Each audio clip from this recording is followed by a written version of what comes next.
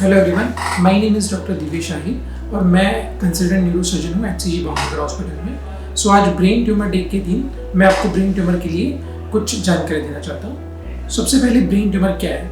तो brain tumour मतलब brain की जो कोशिकाएं हैं, जो सेल्स होते हैं, वो अनिश्चित रूप से अगर अपने हिसाब से बहुत रैपिडली डिवाइड होती रहती है तो वो वहाँ पे एक स्पेस ऑक्यूपाइंग लीजन जो बोलता है वहाँ पे एक मास बना देती है और वो आजू बाजू के नॉर्मल ब्रेन पे दबाव डालती रहती है, जिसको हम ब्रेन ट्यूमर बोलते हैं। ये ब्रेन ट्यूमर या तो स्लो ग्रोइंग हो सकता है या तो फास्ट ग्रोइंग हो सकता है। ये ब्रेन ट्यूमर या तो प्राइमरी ब्रेन ट्यूमर हो सकता है या तो सेकेंडरी ब्रेन ट्यूमर हो सकता है, मतलब कि कहीं और जगह पे ट्यूमर सेल्स है जो ब्रेन में आके बैठ गए और वहाँ पे अनिश्चित रूप से डिवाइड हो रहे हैं। तो ये अलग अलग प्रकार के, जिसको हम मेटास्टेसिस बोलते हैं। ब्रेन ट्यूमर पेशेंट को क्या सिम्टम्स हो सकते हैं? मोस्ट ऑफ द टाइम जो पेशेंट को सिम्टम होता है वो होता है हेडेक। उसके अलावा पेशेंट को कभी कभी हेडेक के साथ साथ वॉमिटिंग होना या विजन में ब्लरिंग होना या पेशेंट को काफ़ी बार सीजर यानी कि दोहरा आना, ये सब सिम्टम्स हो सकते हैं।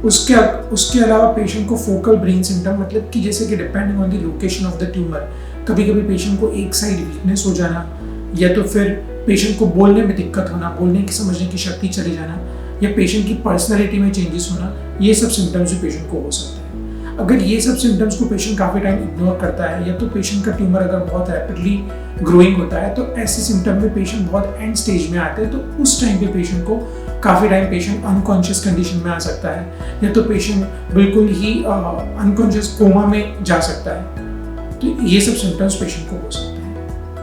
अभी पेशेंट जब आता है तो उसके ट्रीटमेंट और डायग्नोसिस हम कैसे करें?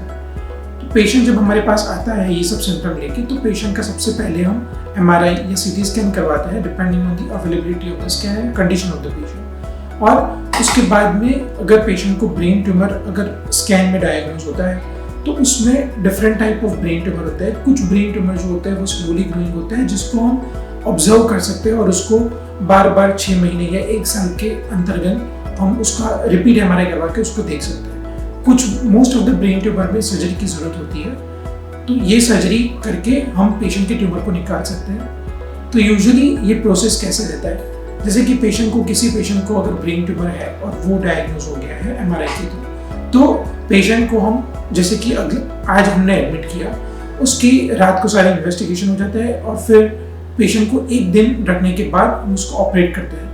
ऑपरेट करने के बाद 1-2 दिन पेशेंट ICU में वेंटिलेटर पे रहता है और उसके बाद में 4-5 दिन में यूजुअली रिकवरी हो जाती है और पेशेंट को हम डिस्चार्ज कर सकते हैं। और patient most of the time patient को जो ट्यूमर होता है, अगर पेशेंट के साथ कोई डेफिसिट नहीं है पहले से, तो most of the time patient अपनी नॉर्मल रूटीन लाइफ में जैसे कि वो जा सकता है और अपना रूटीन काम जो है वो कर सकता है।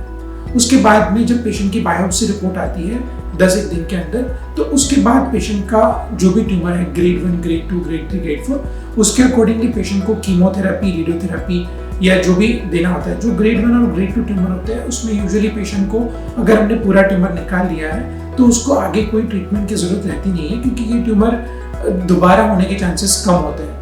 और जो ग्रेड 3 और ग्रेड 4 ट्यूमर होता है, ऐसे पेशेंट्स को हमें कीमोथेरेपी और रेडियोथेरेपी देने की ज़रूरत पड़ती है ताकि वो ब्रेन ट्यूमर वापस से वहीं पे ना आ जाए। तो उसके लिए आजकल की अद्यतन टेक्नोलॉजी के हिसाब से बहुत ही स्पेसिफिक और टारगेटेड कीमोथेरेपी और रेडियोथेरेपी हम पेशेंट को दे सकते हैं और पेशेंट की लाइफ एक्सपेक्टेंसी को हम बढ़ा सकते हैं। तो राइट टाइम पे राइट ट्रीटमेंट कर लेने से पेशेंट की जान को और पेशेंट की क्वालिटी ऑफ लाइफ को हम बहुत ज़्यादा इंप्रूव कर सकते हैं।